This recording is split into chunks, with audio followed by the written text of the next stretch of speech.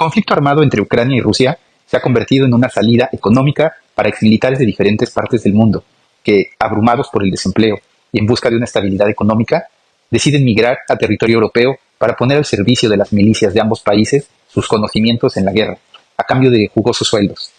Hoy platicaremos sobre el papel de algunos exmilitares y voluntarios iberoamericanos que prestaron o prestan su servicio en las filas de las Fuerzas Armadas ucranianas como mercenarios, combatiendo en este conflicto bélico que marcará un antes y un después en el mapa europeo y en la configuración geopolítica del hemisferio occidental. Así que ponte cómodo y acompáñanos a descubrir esta narración. A mediados de 2023 empezó a circular información sobre el conflicto en Ucrania en algunos grupos de WhatsApp de veteranos de las Fuerzas Armadas de varios países de América del Sur. Los reclutamientos muchas veces suceden así, a través de WhatsApp, TikTok o de boca en boca. El sueldo puede variar entre $2,000 y $6,000 mensuales, según el riesgo dispuesto a asumir. Los que hacen logística ganan menos, ya que se encuentran en la retaguardia o lejos de la zona de contacto. Los que combaten en primera línea cobran más.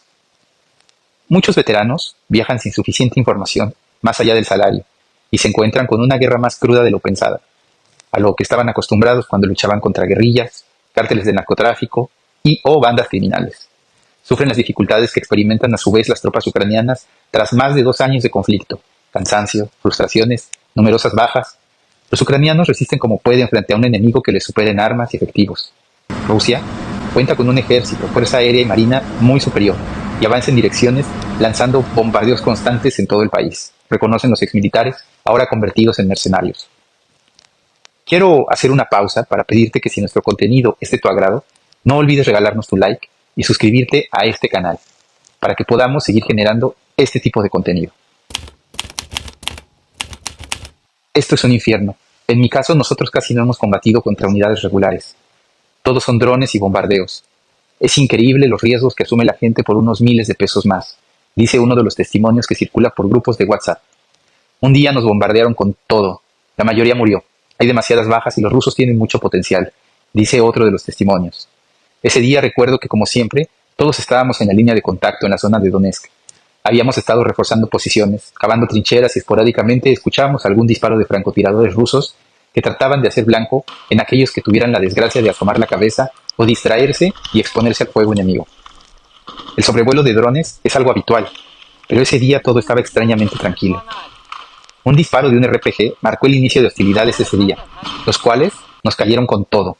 Un compañero ucraniano disparó hacia el lado ruso un RPG contra un vehículo blindado que presumíamos era de reaprovisionamiento, pero la granada autopropulsada pasó lejos del vehículo y detonó en campo abierto. Los rusos contestaron agresivamente con fuego de morteros que hacían blanco a nuestro alrededor y con fuego de artillería, así como también fuego de fusilería que hacía una cortina de fuego contra nuestras trincheras. Por cierto, nosotros también devolvíamos los disparos y nos manteníamos al tanto de los informes de los observadores para prepararnos en caso de que el enemigo decidiera avanzar hacia nuestra posición, la cual era una opción no muy probable, ya que los informes no hablaban sobre la movilización de vehículos, tropas adicionales o armamento que nos indicara que los rusos estaban preparando un ataque a gran escala. En los siguientes minutos, ya cuando la tarde caía, escuchamos cada vez más cercano el sonido de las turbinas de las aeronaves rusas, ya que en esa zona la superioridad aérea le pertenece exclusivamente a Rusia y prácticamente la Fuerza Aérea Ucraniana, o lo que queda de ella, no mantiene operaciones activas de combate en ese frente. Es difícil describirlo, pero cuando un misil cae cerca, se escucha como el sonido de un silbido rasgando el aire se va acercando hacia ti, seguido de una explosión, la cual esta vez cayó preocupantemente cerca de nosotros, tan cerca que a pesar de estar adentro de la trinchera, el suelo se sacudió y una nube de polvo nos hizo tragar tierra a todos por un momento, lo cual nos hizo preguntarnos dónde había caído el impacto.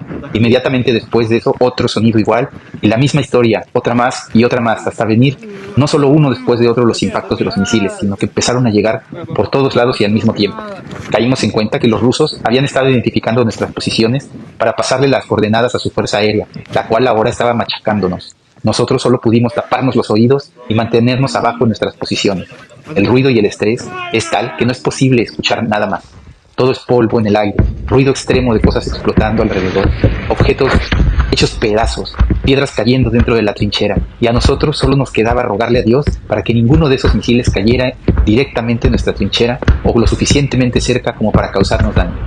Al terminar la lluvia de misiles y después de que nadie contestara a la radio para saber sobre su estado, tocaba hacer una evaluación de daños para informar sobre nuestra situación.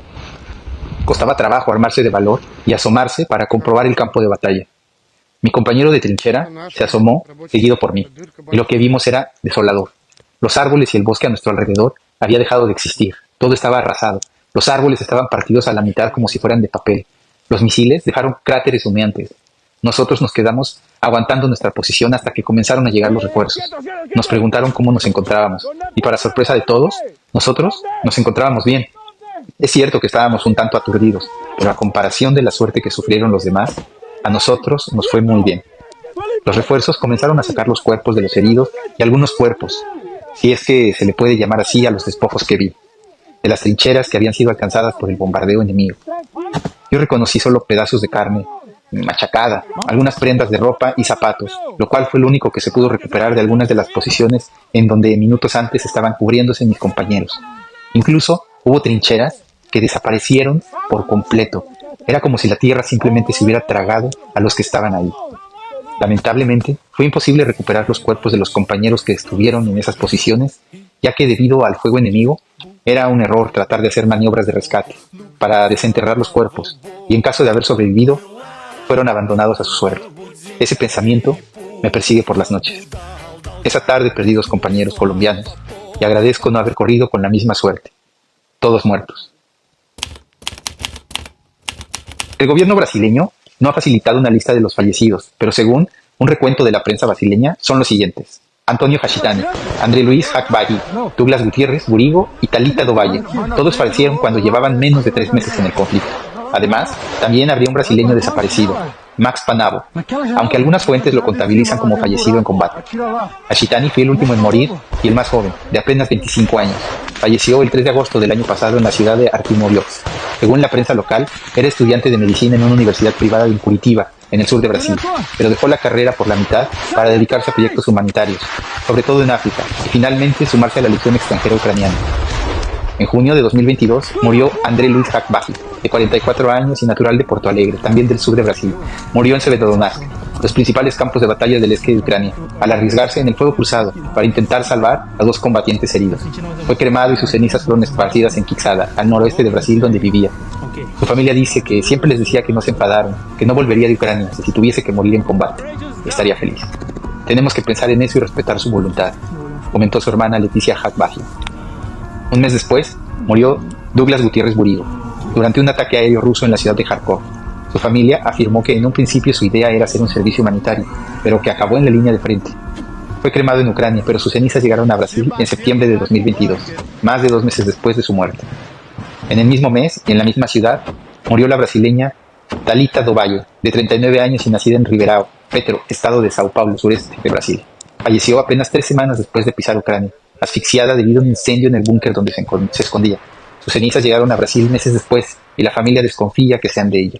También acusan a sus colegas de robar sus pertenencias, valoradas en 70.000 reales, que son aproximadamente $13.400. También fue a luchar por Ucrania el mercenario Max Panavo, que se hizo relativamente famoso en las redes sociales por colgar su rutina en el frente. Tenía casi 30.000 seguidores en la red social Instagram, la cual pertenecía a Meta Platforms Inc., proscrita en Rusia por extremista, donde presumía ser el brasileño más antiguo de las Fuerzas Armadas ucranianas. Aunque algunos medios lo contabilizan como desaparecido, un amigo cercano aseguró que fue víctima de un ataque ruso con un dron kamikaze, en la localidad de Avdiivka, en Donbass. A mediados de marzo pasado, el Ministerio de Defensa ruso informó que 13.387 mercenarios extranjeros han llegado a Ucrania para luchar del lado de Kiev desde el inicio de la operación militar especial. Durante ese periodo, fueron abatidos casi 6.000 de ellos. Si has llegado hasta aquí y el video es de tu agrado, permítenos saber tu opinión en la caja de comentarios. Y no olvides activar la campana de notificaciones para que sepas cuando subamos nuevo contenido. Un ciudadano mexicano, identificado como Carlos Jesús González Mendoza, murió por un bombardeo ruso. Decidió pelear por Ucrania porque tenía el sueño de servir y ayudar. Por eso se enlistó en ese ejército, asegura su familia. El originario de Guanajuato apenas tenía mes y medio de formar parte de la milicia de aquel país, cuando su primera misión acabó siendo bombardeado y sin vida. Según los informes, el joven mexicano murió debido a la ofensiva rusa que implicó el uso de aproximadamente 200 drones y misiles, dejando al menos 7 bajas civiles. El fallecimiento de González Mendoza ocurrió en uno de los mayores ataques aéreos rusos desde el comienzo del conflicto en febrero de 2022. A pesar de que en redes sociales circulan fotos de González Mendoza con uniforme de la Guardia Nacional Mexicana, el gobierno de aquella nación azteca ha declarado que no formaba parte de las filas de ninguna institución armada de la nación. La Embajada de Rusia en México informó que desde el inicio de la invasión rusa a Ucrania, al menos 8 mexicanos llegaron al país en respuesta al llamado del presidente ucraniano Volodymyr Zelensky. De ellos, 3 han sido abatidos. ¿Sí? Lince es el nombre de guerra de este español de 32 años que combate en el frente más complicado de Ucrania. A pesar de todos los riesgos, no dudó en parar su vehículo para auxiliar a un compañero que resultó lesionado cuando salían de una posición. El enemigo había lanzado una lluvia de artillería y metralla, pero él supo mantener la cabeza fría. Tomó el volante y logró sacar al herido del frente. El extremeño llegó a Ucrania hace tan solo 4 meses y ya ha sido condecorado por su valor en batalla. Pronto terminará su adiestramiento como francotirador, una especialidad en la que lo más importante, destaca, es mantener siempre la concentración. Son días de batallas intensas, la mañana es calurosa en el Donbass, y a lo lejos suenan explosiones que ya no inquietan a nadie. A pesar del cansancio y del estrés, el español mantiene un buen ánimo, sonríe y transmite tranquilidad. Sin embargo, se toma su tiempo para pensar antes de describir su trabajo en las posiciones ucranianas. En este conflicto, hasta el mínimo detalle puede dar pistas al enemigo. Tiene que ser muy cuidadoso con lo que cuenta, incluso de su propia biografía, dice Lince, quien decidió venir a Ucrania para defender a la gente. Asegura con mirada firme y honesta el joven que luce en su camiseta el escudo de la Legión Internacional. Él contaba con experiencia militar previa y siempre había estado interesado en la guerra. No fue de los primeros en llegar, aunque la idea de sumarse a la lucha llevaba meses rondando por su cabeza.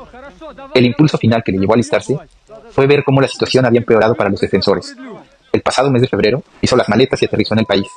Su familia no sabía nada cuando decidió emprender el viaje. Les dije que iba de vacaciones a la montaña, aprovechando que en aquella época había nieve en Ucrania. Fue complicado para ellos, pero algo ya intuían. Sabían que estaba enfocado en esto y fue difícil, explica el ahora mercenario. En un principio tenía pensado incorporarme en la 3ª Brigada de Asalto.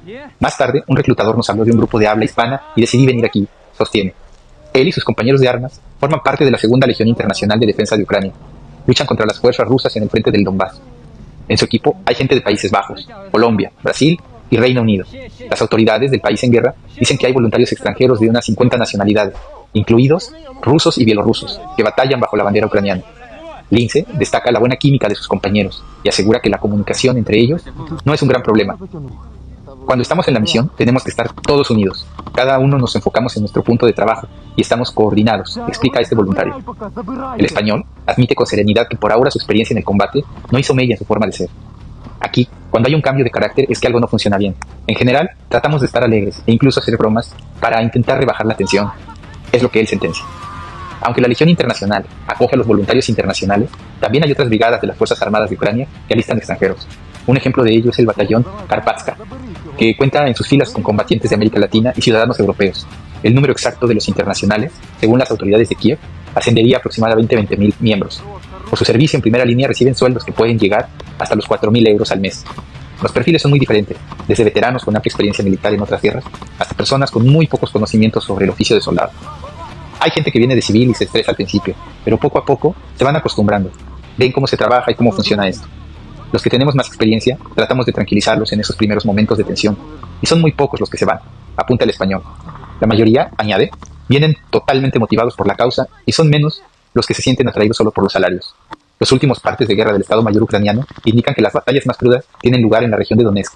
La región del este de Ucrania ha estado parcialmente bajo el control ruso desde 2014. 10 años después, esta provincia sigue siendo uno de los objetivos principales del Kremlin en esta guerra, y es precisamente en este punto del frente donde Lince lleva a cabo su arriesgada labor. Yo hago reconocimiento, trato de averiguar dónde están las posiciones de tiro de los rusos para neutralizarles. Nuestras trincheras están a menos de 50 metros del enemigo. Los vemos y los escuchamos hablar, y yo me muevo entre esas líneas.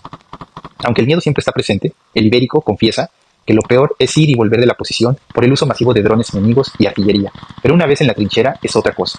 Allí dentro hay lugares donde puedes cubrirte. Entonces la mente se despeja y solo piensas en el trabajo que tienes que hacer, afirma. La guerra de Ucrania combina elementos propios de la Segunda Guerra Mundial con la tecnología más puntera. Aquí usan todo lo viejo y lo nuevo en conjunto, destaca este español. La artillería y el lanzamiento de bombas aéreas guiadas, potentes proyectiles que pueden ser lanzados a distancias y comprometer los aviones de combate, son un punto clave que marca la ventaja en el campo de batalla. Las fuerzas de Kiev están desarrollando ahora sus propias bombas aéreas guiadas y pronto se utilizarán en el frente, según las autoridades ucranianas. Sin embargo, durante los últimos meses han estado combatiendo con pocas municiones y gracias al empleo de drones pudieron suplir esa desventaja. En las líneas de trincheras es habitual que las fuerzas rusas disparen cientos de proyectiles antes de hacer avanzar a la infantería contra las posiciones de los ucranianos. La artillería cae a 1 o 2 metros de nosotros, y cuando estamos en el búnker, la sentimos encima. Por suerte, yo hasta ahora no he resultado herida, explica Lince. En una de sus últimas misiones, el español y sus compañeros estuvieron 7 horas bajo fuego constante de artillería, mortero y drones. Después de jornadas de combate tan intensas, hay también días de recuperación. Hacemos descansos entre compañeros. Entonces, pues, nos relajamos un poco durante algunos días. Lince destaca que se ha sentido muy acogido aquí. La gente es muy abierta y muy amable. Te intentan ofrecer muchas cosas y te ayudan, apunta. No ha pensado en dejar la guerra por ahora, pero la distancia de los suyos y de su hogar también están presentes a diario, y su gesto se torna más serio cuando lo nombra. Lo más extraño es la familia, los amigos, la tierra. Esa añoranza te pesa. Además de los seres queridos, hay algo que los españoles que viven fuera anhelan: la comida. Aquí pueden conseguir algunos productos españoles, pero no es lo mismo, dice con cierta resignación. No pasará mucho tiempo antes de que emprenda una nueva misión en la línea cero del frente del este. En el puesto de mando de Crónicas de Trinchera, queremos pedirte, si eres o fuiste miembro de las fuerzas del orden, puedes compartirnos tus experiencias de combate al mail que aparece en pantalla. Y no olvides seguirnos en nuestras redes sociales, donde actualizamos todos los días.